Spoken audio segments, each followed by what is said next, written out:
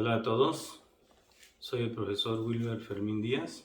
Actualmente me encuentro cursando la maestría en educación en la Universidad UAE. Acompáñanos a ver este video. Insistir, persistir y jamás desistir. Comenzamos. En este video les hablaremos del filósofo Jean-Jacques Rousseau, también conocido por la castellanización de su nombre como Juan Jacobo Rousseau. Fue un polímata suizo francófono. Fue a la vez escritor, pedagogo, filósofo, músico, botánico y naturalista.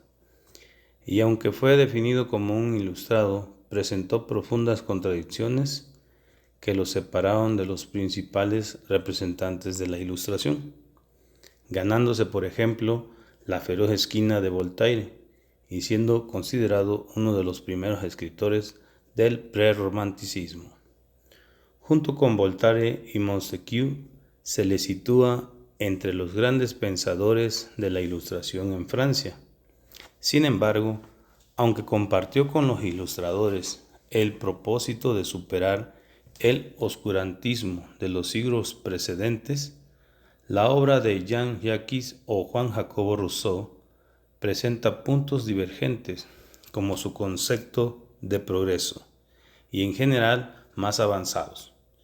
Sus ideas políticas y sociales preludiaron la Revolución Francesa. Su sensibilidad literaria se anticipó al romanticismo y por los nuevos y fecundos conceptos que introdujo en el campo de la educación, se le considera el padre de la pedagogía moderna. Sus ideas imprimieron un giro copérnico a la pedagogía, concentrándola en la evolución natural del niño y en materias directas y prácticas, y sus ideas políticas influyeron en gran medida en la Revolución Francesa y en el desarrollo de las teorías republicanas. Fue crítico con el pensamiento político y filosófico desarrollado por Hobbes y Locke. Para él, los sistemas políticos basados en la interdependencia económica y el interés propio conducen a la desigualdad, el egoísmo y, en última instancia, a la sociedad burguesa.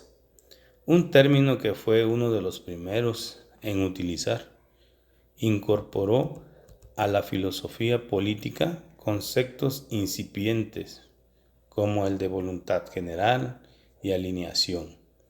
Su herencia de pensador radical y revolucionario está probablemente mejor expresada en sus dos frases más célebres, una contenida en el contrato social: el hombre nace libre, pero en todos lados está encadenado. La otra, presente, su Emilio, o de la educación: el hombre es bueno por naturaleza. Pero, ¿quién fue Rousseau y cuáles fueron sus aportes? Huérfano de madre desde temprana edad, Jean-Jacques Rousseau fue criado por su tía materna y por su padre, un modesto relojero. Sin apenas haber recibido educación, trabajó como aprendiz con un notario o con un grabador, quien lo sometió a un trato tan brutal que acabó por abandonar Ginebra en 1728. Fue un hombre adelantado a su época. Pintó algunas de las obras más importantes del arte occidental. Diseñó los prototipos del helicóptero, el automóvil, el submarino y el tanque de guerra, además de estudiar la anatomía humana y de otros animales. ¿Cuáles fueron los aportes más importantes de Rousseau? Además, el filósofo contribuyó a la aparición de nuevas teorías y modelos de pensamiento definido, los principios básicos de cualquier sistema democrático. Propuso el derecho como la principal fuente de orden en la sociedad. Estableció la libertad como valor moral. Construyó una percepción positiva del ser humano.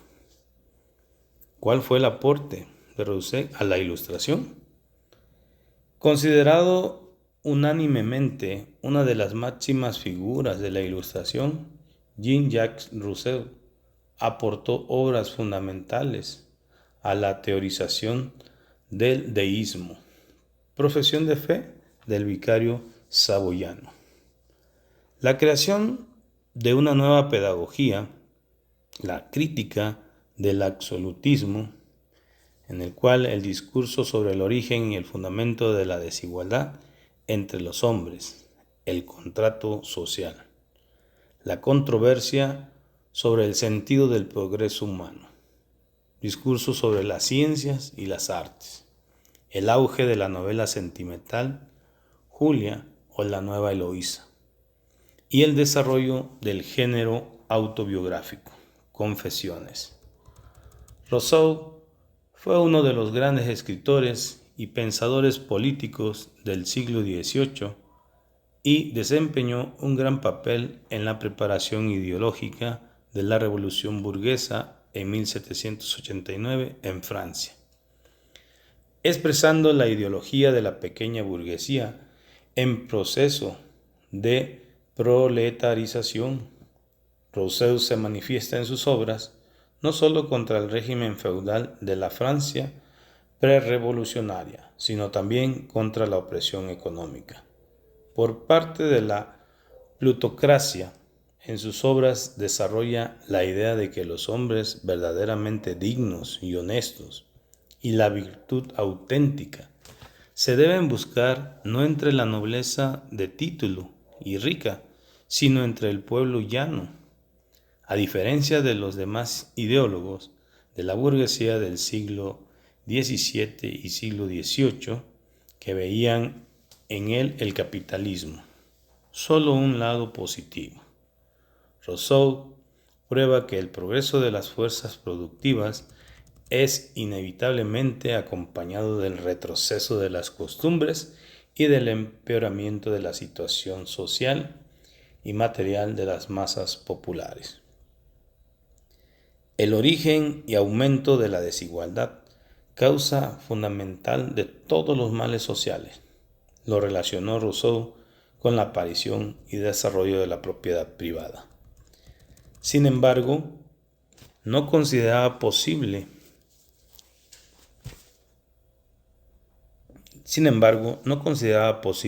ni conveniente abolir la institución de la propiedad privada, viendo en ella cierta garantía de la libertad individual. Rousseau solo exigía en interés del pueblo la regulación legislativa del volumen de la riqueza personal y la realización de una serie de medidas contrarias a las que frenan el progreso económico de la sociedad, considerando que el hombre por su naturaleza es bueno y no corrompido, y que la causa fundamental de los males sociales se debe buscar en el régimen político. En su famosa obra del contrato social, fundamentó el principio de una nueva estructura política y social, que asegura, a su juicio, la libertad y la igualdad de todos los ciudadanos. Rousseau desenvolvió con mayor amplitud sus ideas filosóficas y pedagógicas en su obra Emilio, o de la educación. El fundamento de la educación, según la doctrina de Rousseau, debe ser el principio tendiente a seguir las indicaciones de la naturaleza, en consonancia con principios. A cada periodo de edad debe corresponder especiales formas de educación y de aprendizaje. La educación debe tener un carácter activo y facilitar el máximo desarrollo de la autonomía y la iniciativa de los estudiantes. A la educación intelectual debe anteceder y acompañar el ejercicio de las fuerzas físicas y de los órganos de los sentidos de los educandos. Los castigos corporales a los estudiantes son pedagógicamente nocivos. Todas estas ideas de Rousseau, nuevas para el siglo XVIII, se transformaron después en el patrimonio de la pedagogía avanzada. Rousseau ha dejado también una profunda huella en el terreno filosófico. Hasta un filósofo tan importante como Kant reconoció que debía mucho a Rousseau. La influencia de este último se ha manifestado más que todo en las teorías de Kant sobre moral y derecho y en sus concepciones pedagógicas. También los clásicos del marxismo apreciaban en alto grado a Rousseau. Engels consideraba el discurso sobre el origen y los fundamentos de la desigualdad de Rousseau como un modelo formidable de dialéctica y hacía notar también la enorme importancia teórica y práctica de la teoría de Rousseau sobre la igualdad que como decía Engels, continúa todavía ahora desempeñando un importante papel agitador en el movimiento socialista de casi todos los países. Aunque Rousseau no se consideraba materialista y ocupaba las posiciones del deísmo, sin embargo, su doctrina social está impregnada de tendencias materialistas y en la solución de toda una serie de problemas manifiesta una gran aproximación a la concepción materialista de la historia. Así, por ejemplo, reconocía el vínculo del progreso intelectual de la sociedad con el crecimiento de sus necesidades materiales. Comprendía que el Estado y el derecho solo sirven a los intereses de los ricos. Rousseau ejerció también una gran influencia sobre la literatura artística. Su novela, La nueva Eloísa o Cartas de dos amantes, tuvo en su tiempo un éxito extraordinario y provocó una multitud de imitaciones.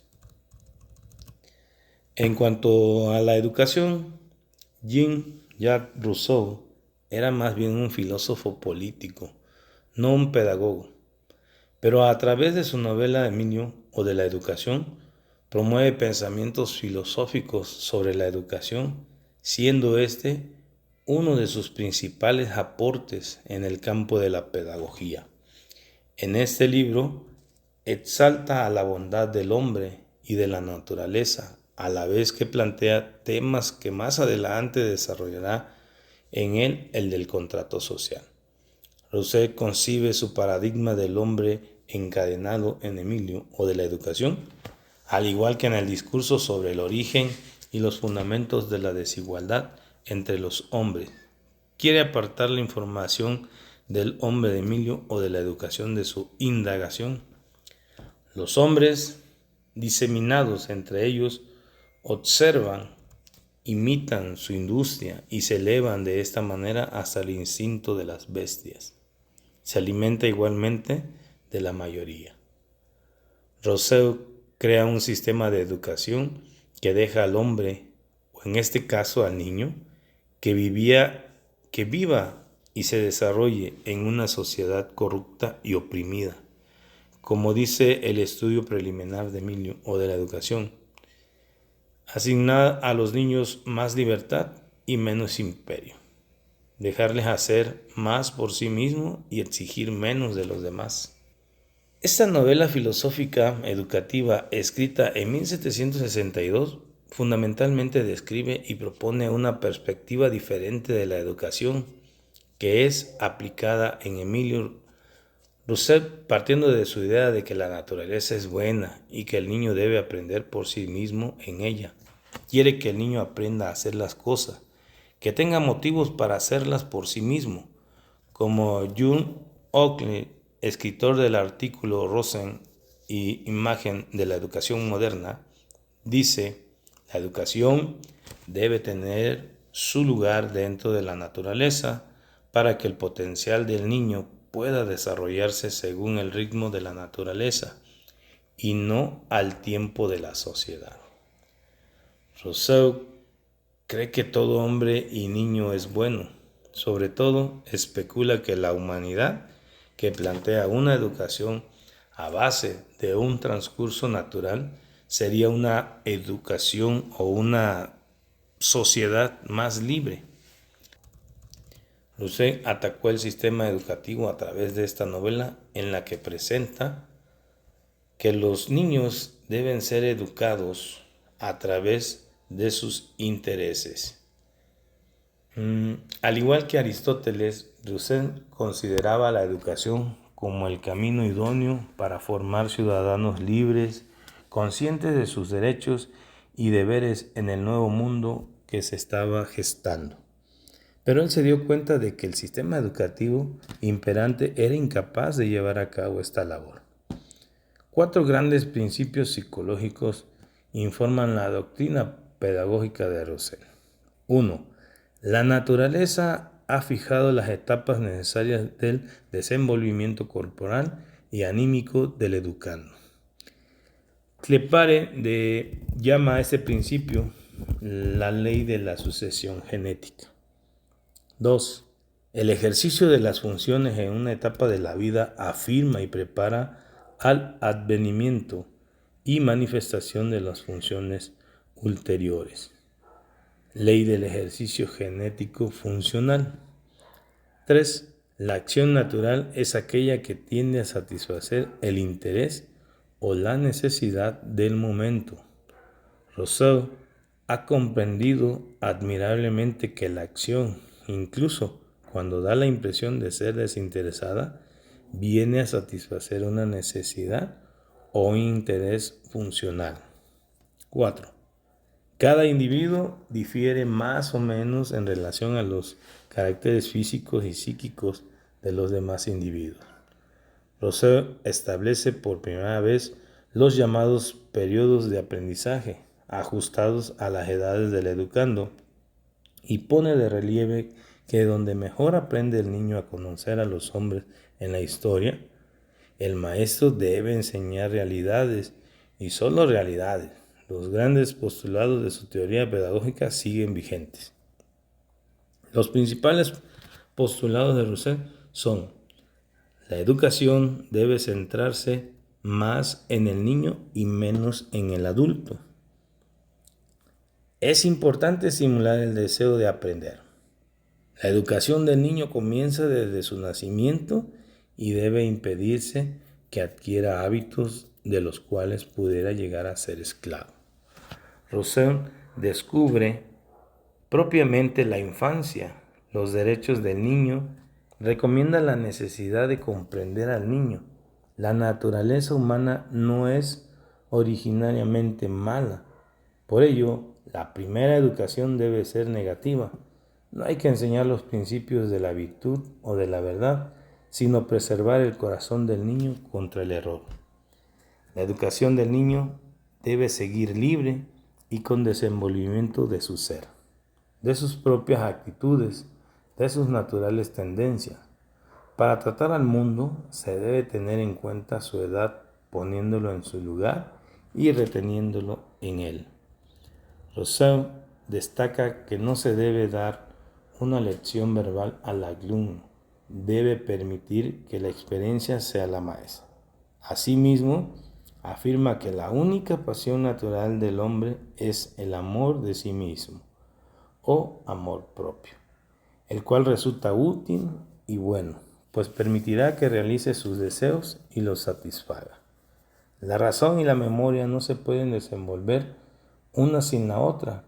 Los niños no son capaces de juicios, pues no tienen verdadera memoria. Retienen sonidos, figuras, sensaciones, rara vez ideas y más rara vez sus enlaces.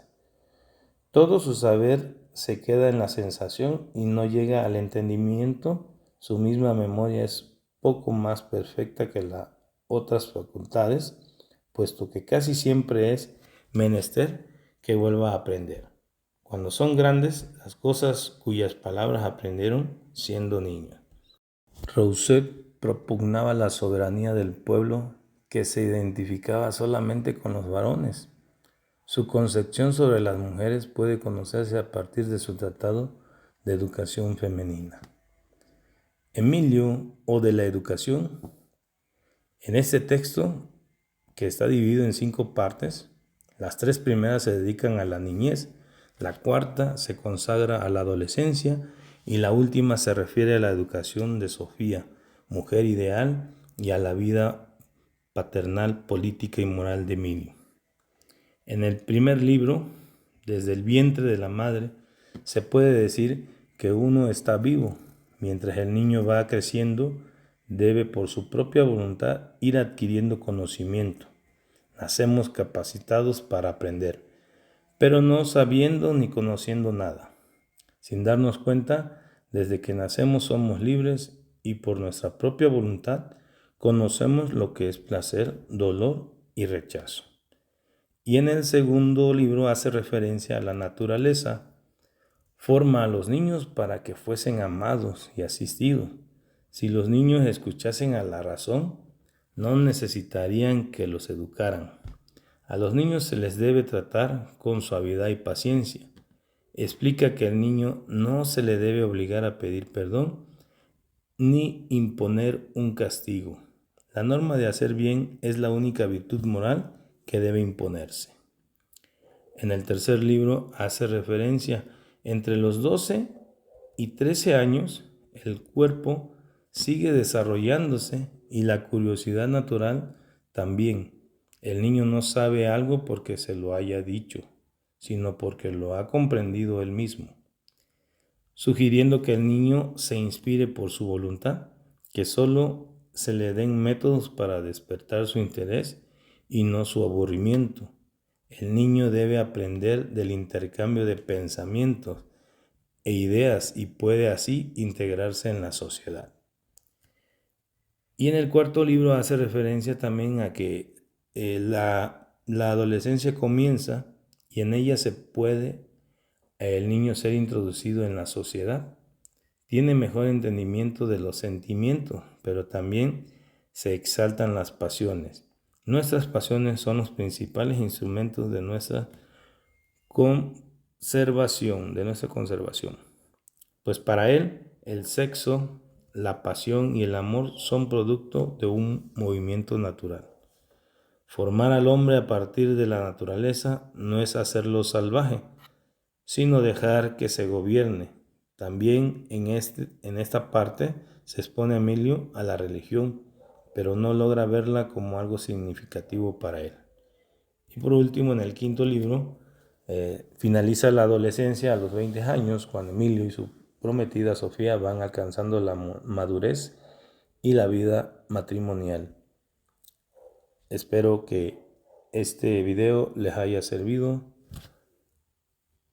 Muchas gracias.